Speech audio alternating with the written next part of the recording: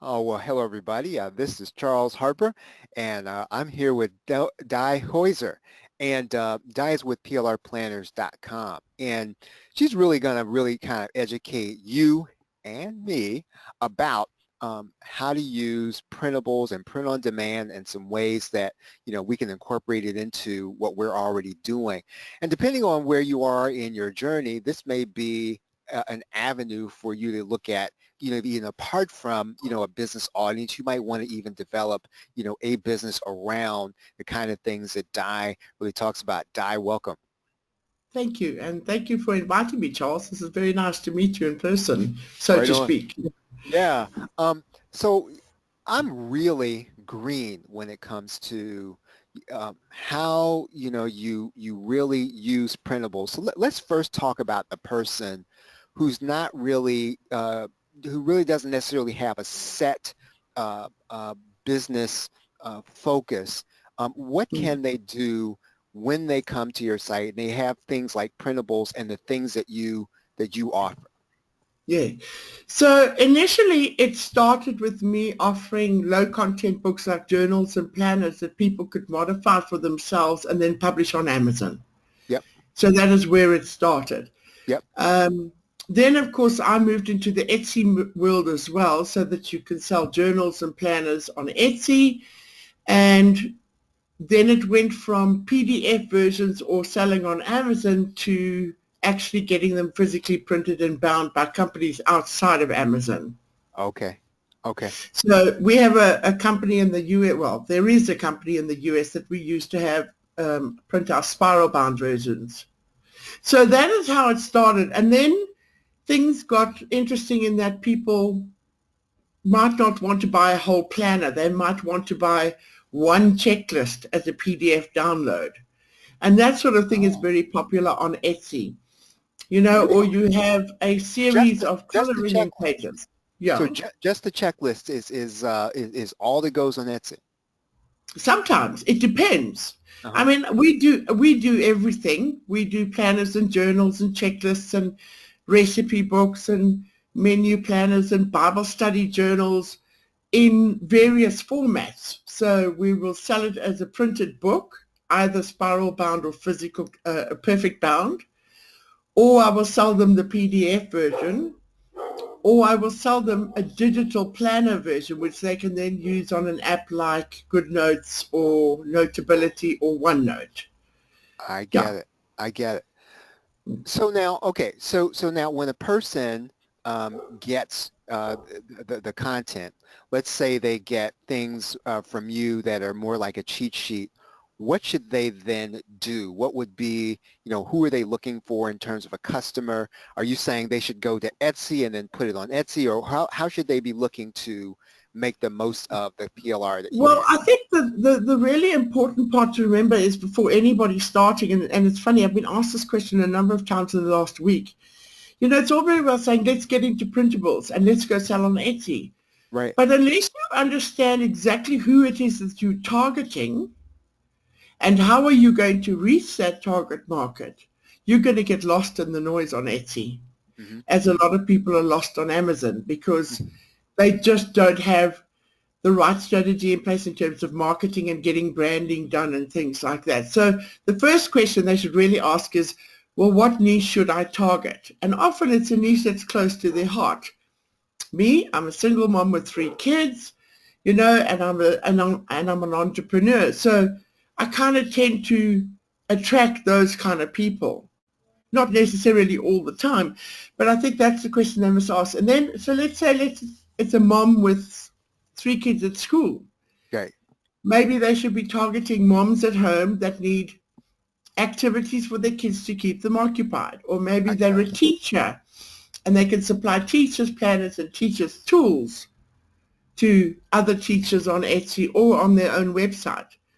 I So get it. it's such a broad field because I mean you get printables, which is basically a PDF download, or you get print on demand, which is then doing other things like me printing my spiral bound books, or Amazon is effectively a print on demand company. Hmm. But you can take it a step further and you can make puzzles and card games and, you know, all that sort of thing. So the possibilities are unlimited. And I think it's really important that people ask the question, okay, who am I going to target and what am I going to sell to them? Yeah. Right. Okay. So let's say that a person has a business-related audience. Let's say Mm. that they are, you know, their market is coaches. What kinds of things could they do, you know, with printables and print on demand if their customers are coaches? What kind of things could they look to do, you know, with with the content? Well, that's really interesting. So we have quite a few coaches that are customers of ours. So what you could do is you could take one of our goal setting planners or a self-confidence planner or whatever, or a business planner, and then tweak it to match your market and then sell it to them as a finished product to help your customers. So you don't have to go the commercial route in terms of selling to the general public. You can sell specifically to your own customers. So I'm busy doing a custom journal for a customer at the moment who deals with school division heads in the Hmm. States. And she's got a planner that she sells to them that specifically helps them manage the different schools that they have to deal with. Ah, okay, I get it. So, Mm. okay, so let me make sure I have this. So one thing I could do is, let's say, so if my my audience is, let's say, coaches, I could then get, you know, a particular kind of planner. You mentioned goal setting. I Mm. could turn that into um, what I guess what is called a low content book or a goal setting journal, and then Yeah, I could sell or a workbook. So coaches would often refer to it as a workbook. a workbook. Okay, right. Yes, And I would sell that to the coach themselves to help them to manage their coaching practice. exactly, Now, exactly. let's say my client wanted to, they wanted to sell a journal. Would I be able to then use this to help them to sell their own journal, or is that how it works, or could I do that? So yes, so this is when it comes into terms of use. So Right, right, PLR right. means private label rights, which means I can sell it to you and you can sell it to the end user, but they can't resell it Okay, to I get it. other I get it. users. Okay. We are in the process of bringing out master resell right planners. For that very reason is that we've got people who have got a specific target of customers who want to create their own journals or planners or Right, whatever right, to right. resell to their coaching clients as an example. So yes, technically speaking, you would be able to take some of our master resell right products, which are not up yet, Hmm. but you could do that. Yeah. Okay, that's exciting. So, Mm. so basically, you know, we're taking something out of the digital world, and in some cases, we're putting it into the physical world, but we're giving people, let's say, tools that, you know, they can use, and they use a pencil and paper to interact with those tools as opposed to just digital.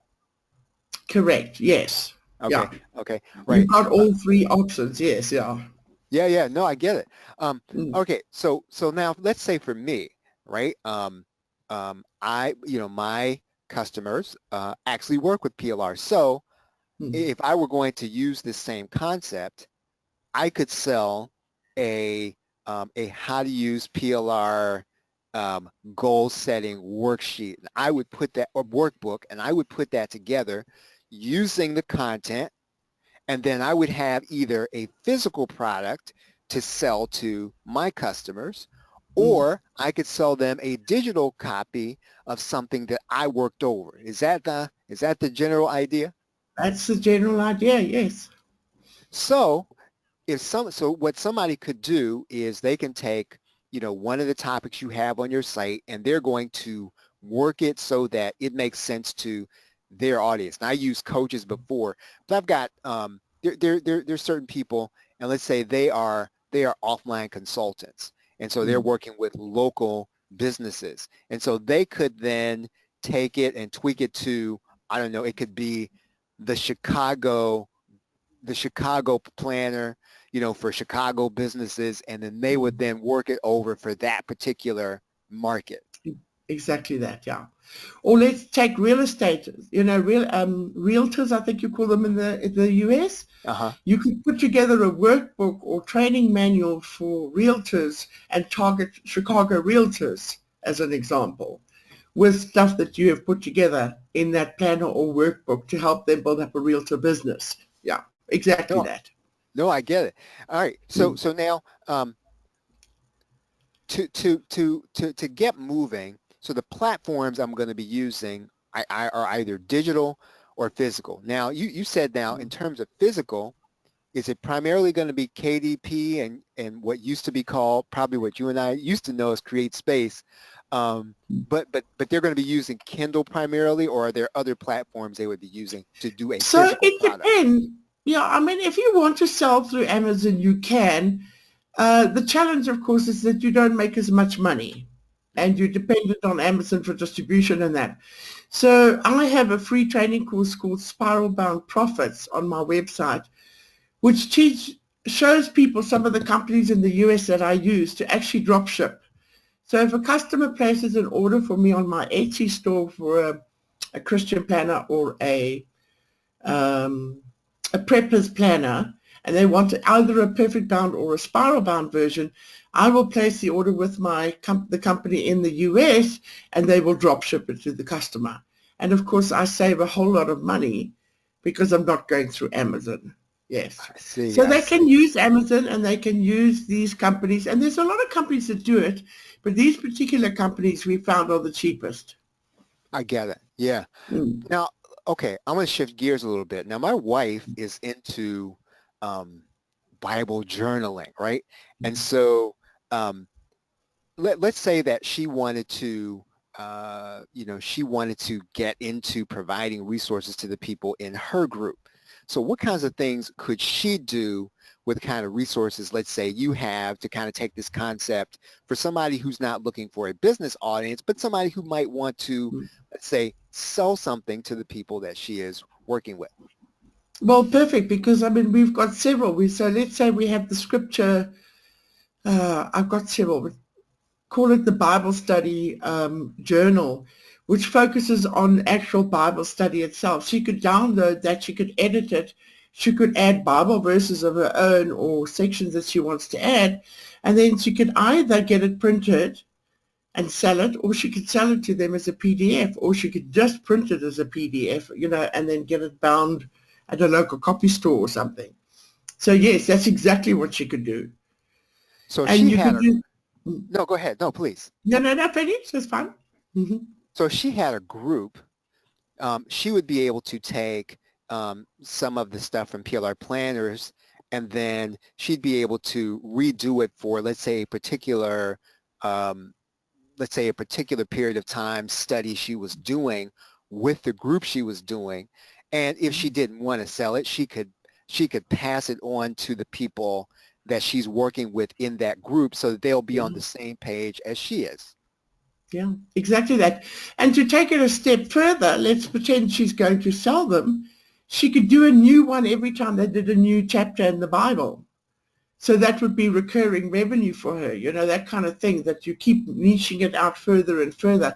And I think that is one of the secrets. The more micro niche you go, the more successful your particular product will be.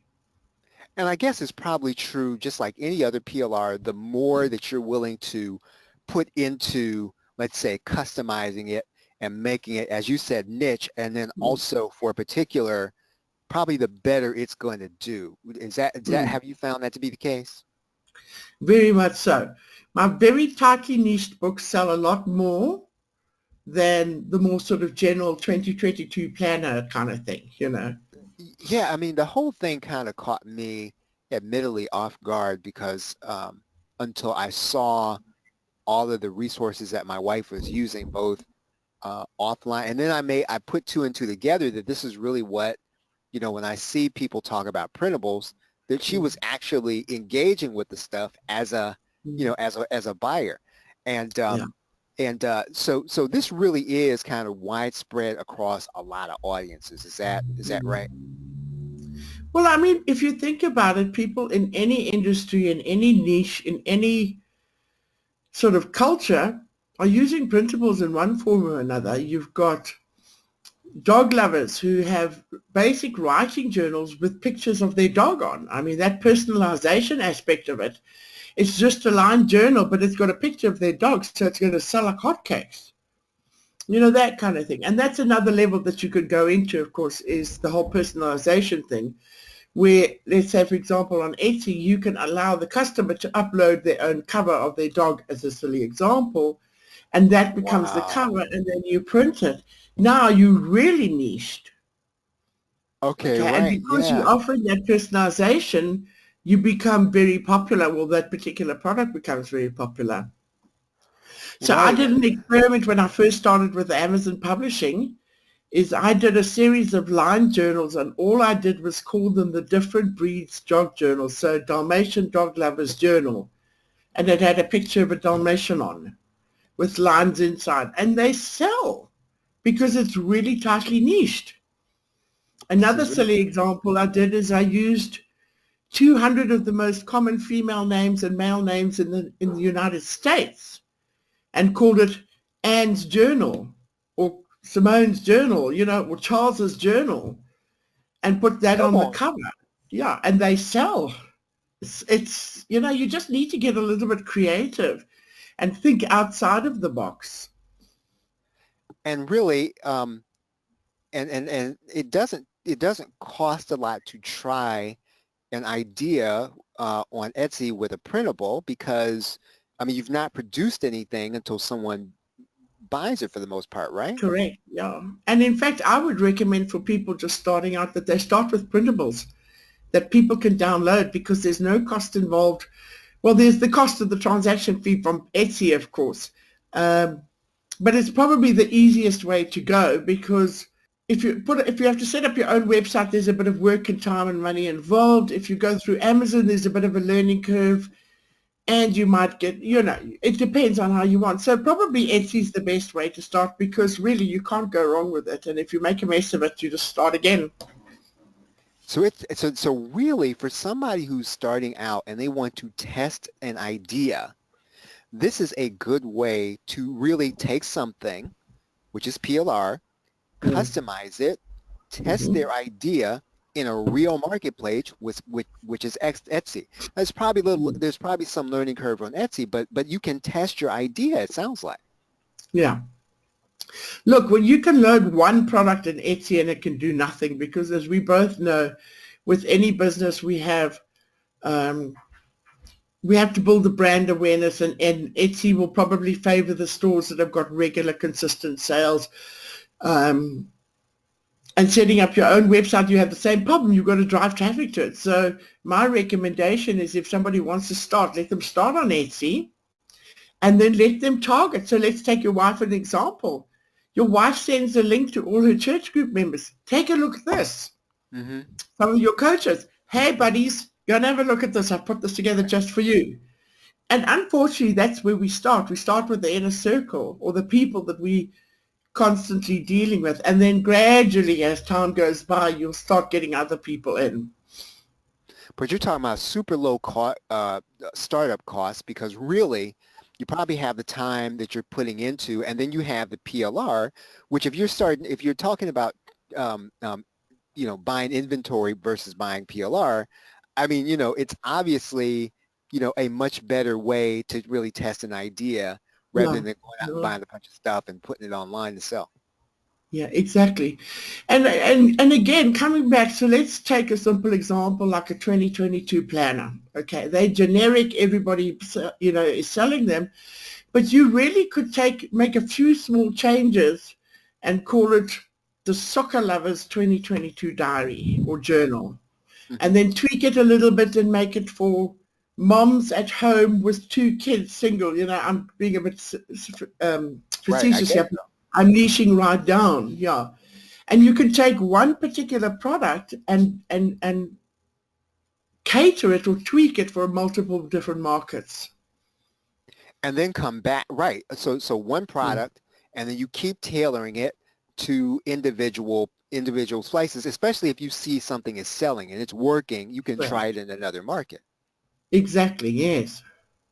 So, one of the things that, challenges that we've had, obviously being online business owners, is that, when it comes to the holidays, you know, we don't necessarily have anything for consumers. Now, we say, oh, we're going to run a big sale, but it's not really for consumers, and that's who's really buying around this time. It sounds like then that this is the kind of thing where somebody who is probably more of a B2B business owner can shift gears a little bit and can really create something for consumers, or they can create something that's consumer oriented for their market. Correct. Yes. And then also try and sell it to the consumer market and make double their money back, or just expanding their market a bit. Yeah, absolutely. I mean, and the bottom line is, there really is no limit in terms of what you can produce and create out of a single PLR product. Okay. It all depends on how much work they're prepared to put in. And again, coming back to the fact that you can't slap it up onto Etsy and expect to make $1 million. Sorry, it doesn't work that way. Okay, it takes work in terms of marketing and branding and building awareness around the product.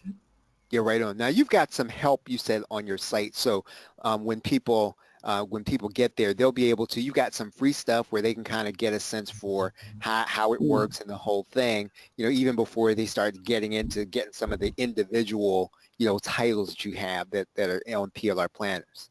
Yeah, exactly. So we have 2 free training courses. One's called Power Publishing. That's the basics of working with PowerPoint. So we do a lot of our stuff in PowerPoint because most people can use PowerPoint, and if they don't have PowerPoint, they can use something like Keynote, and Google Slides will do the same thing. Is it Google Slides? Yes, it's Google Slides. Mm-hmm. So it's any sort of slide presentation program, which is really great because it gives the average person the ability to go in and start playing immediately. So that's why we decided to focus on PowerPoint. And then the other training course is the Spiral Pop, which talks about actually physically printing your books and getting them drop shipped to your customers. Okay. And then I've got a whole lot of free planners and journals and resources in the freebie section that they can actually go and start testing right now and playing with without spending any money.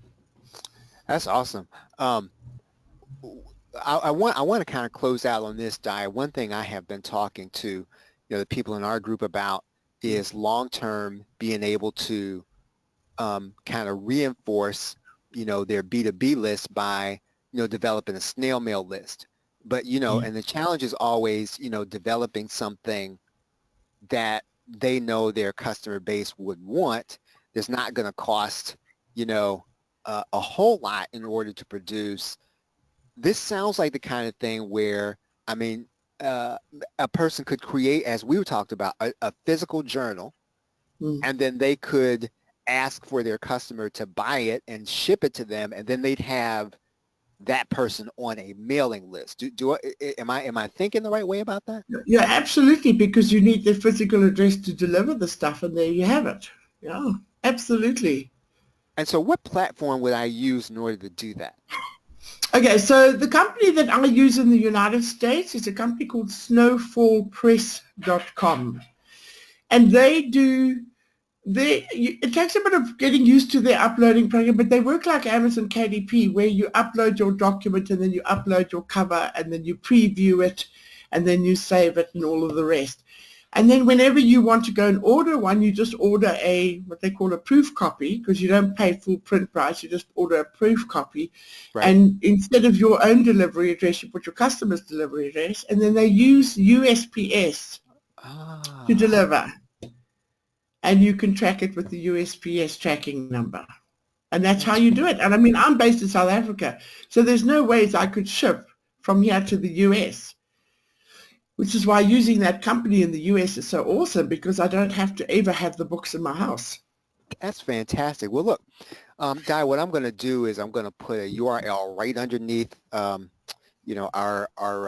pictures here, and it's going to be and if you're listening by audio, the URL is the PLRshow.com. So DIH, PLRshow.com/DIH, and so I would suggest that you go to her site and just kind of check things out. And depending on when you're hearing this, that link might change because I might be talking about something individual that she has right at the moment. But if you're listening to this, you're new to this is going to take you to her site. You'll be able to look at some things and use some of the ideas that she's talking about. And I would encourage you to get the guides that she's talking about, so that if you don't understand print on demand, which I don't, right? I'm going to get them myself. I would suggest that you get them also. Di, anything else that we should kind of know about this? This is really cool because I just really like this whole world that's kind of opening up. Mm. I think the big thing is understanding that there is a lot of competition out there. It's like with everything else. And it's not a get-rich-quick scheme. There is no doubt in my mind that you have to put the work in. But every person in my mind has got something unique to offer. And they will have a target market that will absolutely love what they put together. So I think if it's something that interests them, give it a try. You have absolutely nothing to lose. That's great. Well, everybody, this has been Charles Harper, and I'm with Di Heuser. She's at PLR Planners, but I want you to go to this URL. It's the plrshow.com/DIH, and it stands for Di Heuser. And Di, thank you for coming on and chopping it up with us, and we appreciate that. And hope to talk to you again soon. Indeed, it's been a lot of fun. Thank you, Charles. Okay, everybody, have a great day and a pleasant tomorrow. Take care.